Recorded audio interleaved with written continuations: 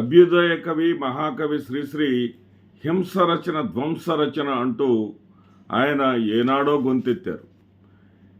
ఆయన అభ్యుదయం అనేటటువంటి లఘు వ్యాఖ్యల్లో ఒక 2 పదాలను మనం తీసుకుందాం, 2 వాక్యాలని.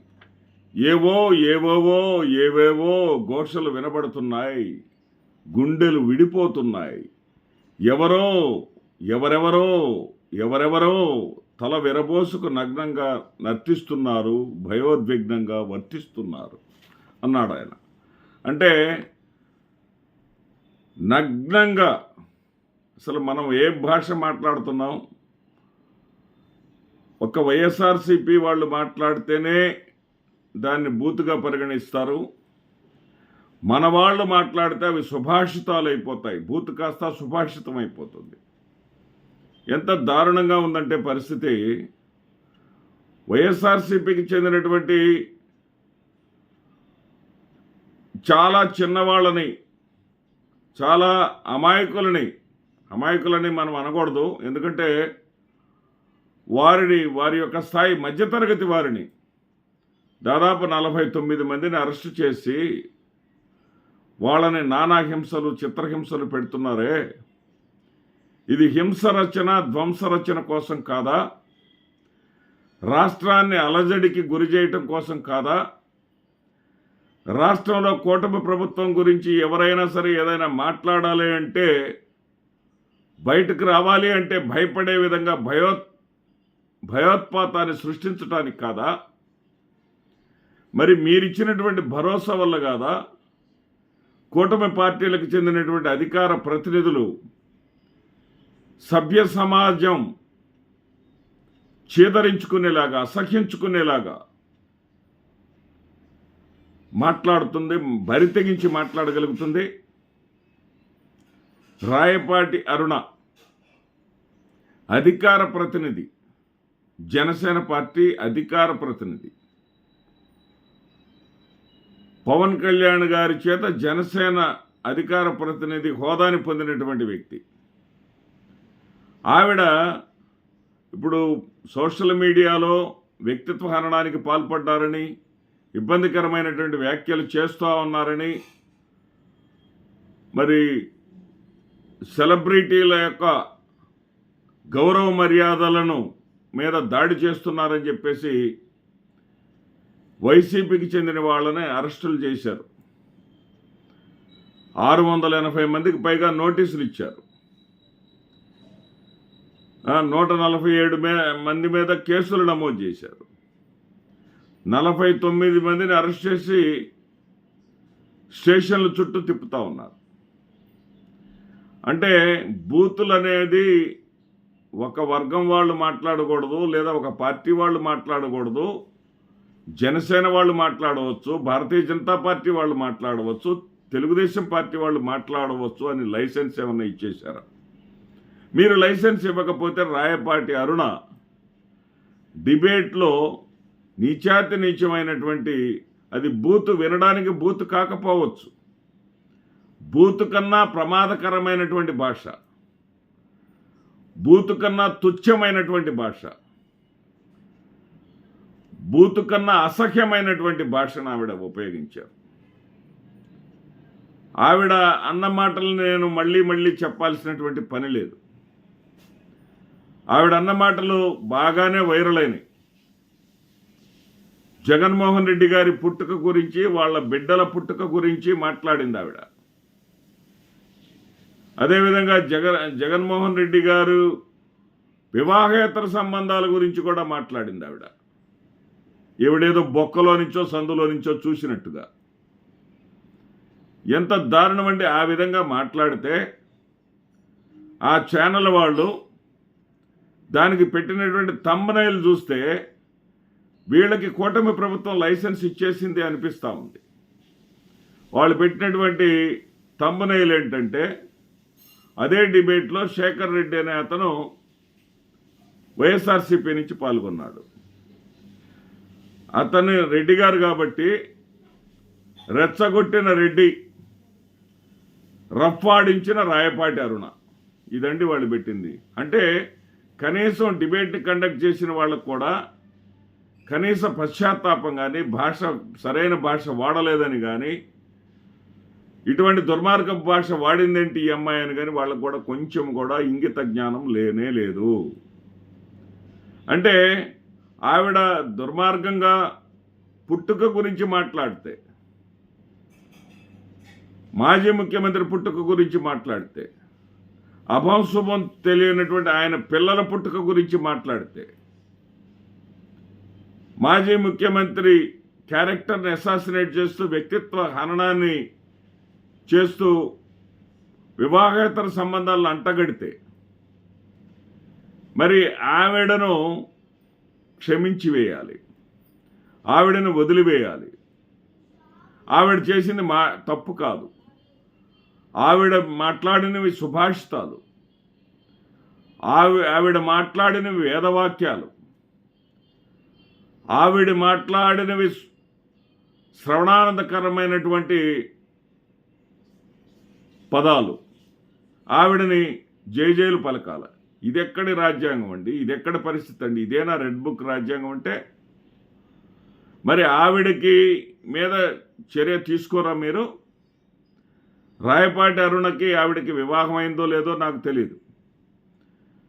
వివాహం అయ్యుంటే రాయపాటి అరుణ మీద చర్యలు తీసుకోవాలని నేను కోరట్లా. వివాహం అయ్యుంటే భర్త పిల్లలు బాధపడతారు. వివాహం కాకుంటే ఆ అమ్మాయి తల్లిదండ్రులు బాధపడతారు. అదేవిధంగా వైఎస్ఆర్సీపీ నుంచి అరెస్ట్ చేసినటువంటి వాళ్ళందరూ కూడా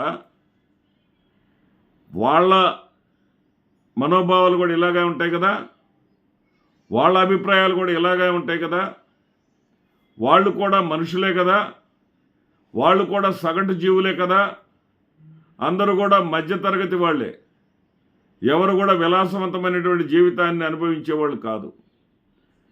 ఎవరు కూడా రాజకీయ పార్టీల నేతల్లాగా గొప్ప గొప్ప స్థిరాస్తులు ఉన్నటువంటి వాళ్ళు కాదు.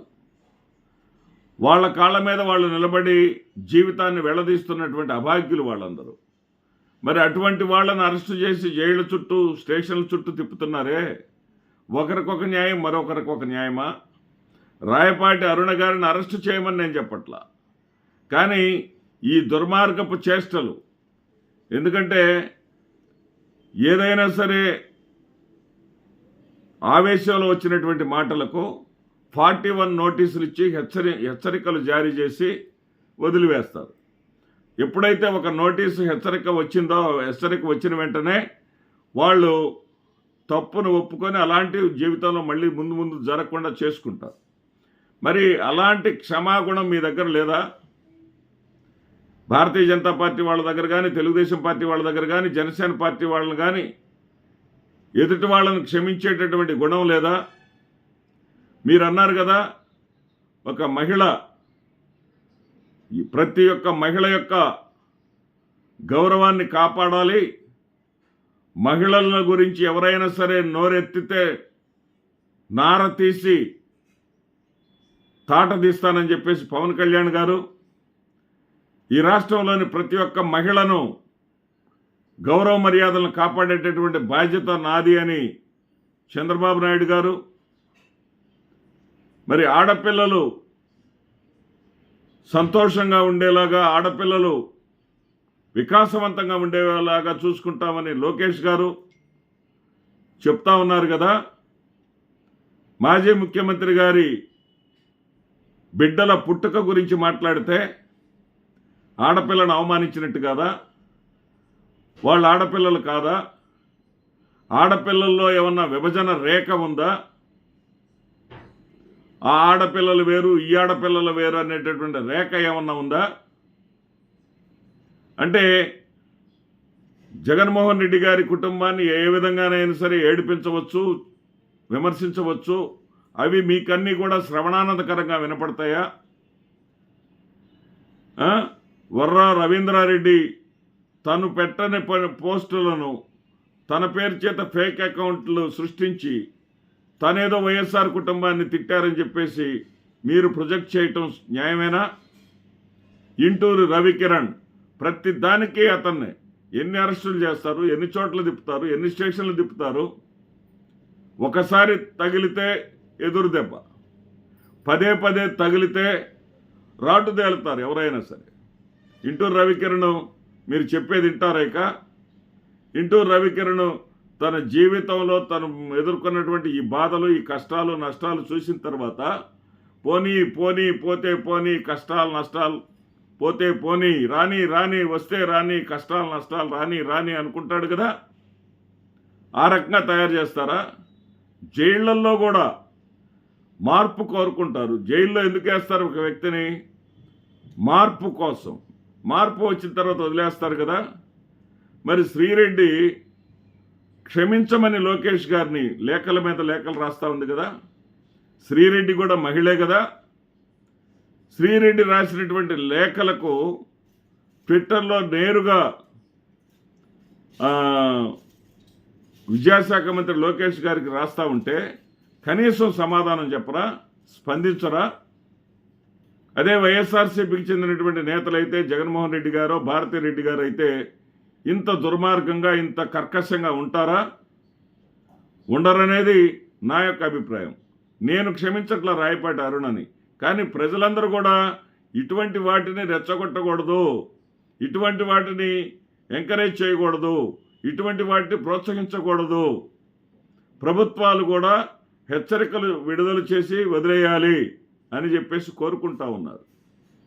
క్షమాగుణం ఉన్నటువంటి జగన్మోహన్ రెడ్డి గారు కానీ, భారతిరెడ్డి గారు కానీ రాయపాటి అరుణని క్షమించి వదిలేస్తారు. అలాంటి క్షమాగుణం మీ దగ్గర ఉన్నదా లేదా? ఎందుకుండదు మీ దగ్గర? అంటే మానవ సమాజంలో భాగం కాదా మీరు? సమాజంలో ఉన్నటువంటి విభజన రేఖ ఉన్న గీచారా? మీకు అనుకూలంగా ఉన్నవాళ్ళు మాత్రమే ఈ సమాజంలో జీవించాలి, గాలి పీల్చాలి, వాళ్ళ యొక్క దినచర్యలు చేసుకోవాలి, వాళ్ళ మనోభావాలు వ్యక్తీకరించాలి.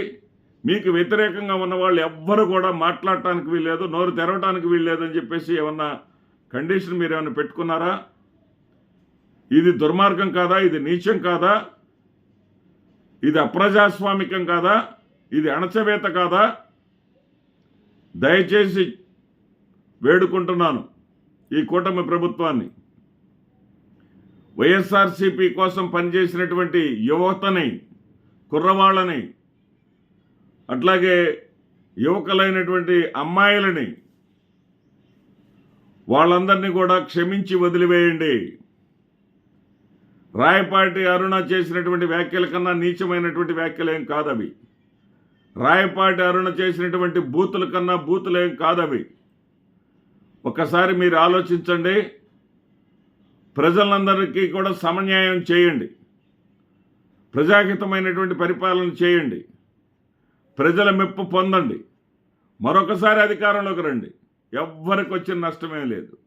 కానీ పరిపాలనలో వ్యత్యాసాలు చూపించకండి.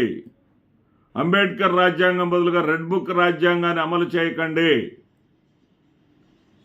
ఓపెన్గా రెడ్ బుక్ రాజ్యాంగం మొదటి దశ అయిపోయింది, రెండో దశ అయిపోయింది, మూడో దశ ప్రారంభం అవుతుంది అని చెప్పేసి ఓపెన్గా ఛాలెంజ్లు చేసేటటువంటి కక్షపూరితమైనటువంటి పరిపాలన వద్దు మహాప్రభో అని ప్రజలందరూ కూడా కోరుకుంటా ఉన్నారు.